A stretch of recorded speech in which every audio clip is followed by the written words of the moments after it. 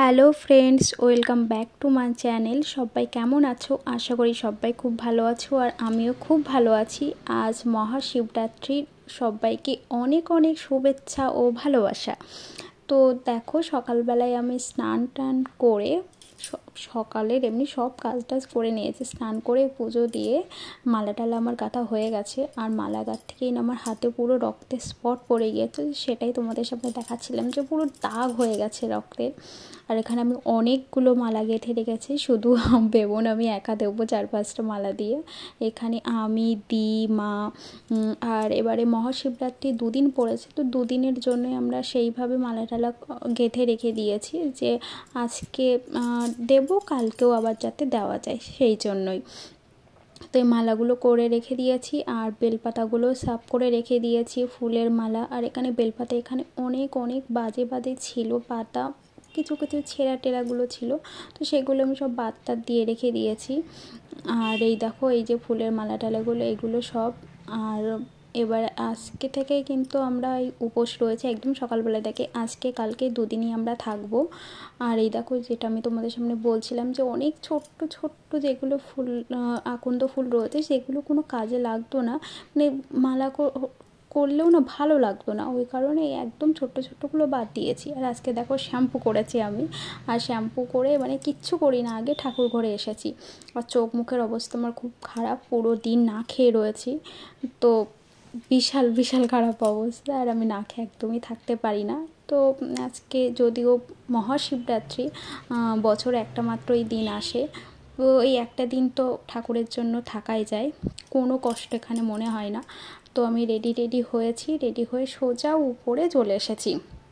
উপরেই সমস্ত জিনিসপত্রগুলো গুছিয়ে রাখা রয়েছে, কারণ আগে বাড়িতে ঠাকুরের পুজো দেওয়া হবে, তারপরে আমরা মন্দিরে যাব। বাড়ির ঠাকুরকে তো ফেলে মন্দিরে আগে দিতে যাব না, তো ঠাকুরকে আগে আমরা 3 জন মিলে স্নান করিয়ে নেব। আর আমাদের সোনা রেডি হয়ে গিয়েছে, বলছে আমিও যাব মামনি। তো আমি বললাম না, তোমারে নিয়ে যাব না, হ্যাঁ করে মজা করছিলাম। তারপরে এই দিয়েই প্রসাদগুলো কাটছে, নারকেলগুলো সবই আনাটানা হয়ে রয়েছে। এবার আমাদের কিন্তু ঠাকুরের স্নান করানো হয়ে গেছে, প্রসাদ দিয়ে নিয়েছি। এইবারে আমরা এখানে ফল টলগুলো যা ঠাকুরের ওখানে মন্দিরে দেওয়া হবে সেগুলো সব রেডি করে নিয়েছি। এখানে দেখো সমস্ত জিনিস ওইভাবে রাখা রয়েছে। আর এবার আমি, মা, সোনা, সবাই এবার মন্দিরের জন্যই বেরিয়ে পড়েছি। দির হাতে কিছু জিনিস রয়েছে, আমার হাতে কিছু জিনিস রয়েছে, মানে দুধ যেগুলো দেওয়া হবে সেগুলো সব, কারণ আমরা প্রহরে ঢালবো, ওই কারণে আমরা সমস্ত জিনিস নিয়ে যাচ্ছি।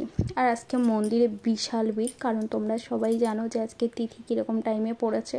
তো সবাই এই এখনই শিবরাত্রি পড়েছে, মানে রাতের বেলায় ঠাকুরকে দেওয়া হবে। তো এখন এরা সবাই কি হবে, এরা এখন পুজোগুলো দিয়ে নেবে, এরা প্রহরে ঢালবে না। তো সবাই লাইনে রয়েছে। আর মা আর সোনা ওরা থাকবে না সারা রাত, ওরা এখন এই সমস্ত ঠাকুরের ওখানে প্রসাদ মোমবাতির ধূপ জ্বালিয়ে দিচ্ছে। আর আমি এখানে দাঁড়িয়ে রয়েছে, এখনও পর্যন্ত আমি ঠাকুরের মুখ দেখতে পারিনি, কারণ এতটাই পরিমাণে ভিড়, তোমরা নিজেরাও দেখতে পাচ্ছ এতটা পরিমাণে ভিড়, মানে আমি দেখার চান্স পাইনি এখনও পর্যন্ত। আর অনেকক্ষণ দাঁড়িয়েছিলাম আর ভাবছিলাম কখন শেষ হবে, কিন্তু একটা টাইম থাকে, তো ওরা আগে ভালো মতো শান্তি করে আগে জল ঢেলে নিক, তারপরে এবার 10:30-11টার দিকে বলেছে পুজো শুরু হবে। তো অনেকক্ষণ দাঁড়িয়েছিলাম বলে শাশুড়ি মা আবার বাড়ি এসে চাদর নিয়ে গেছে যে তোমরা একটু বসো, কারণ অনেকক্ষণ ধরে দাঁড়িয়েছিলাম।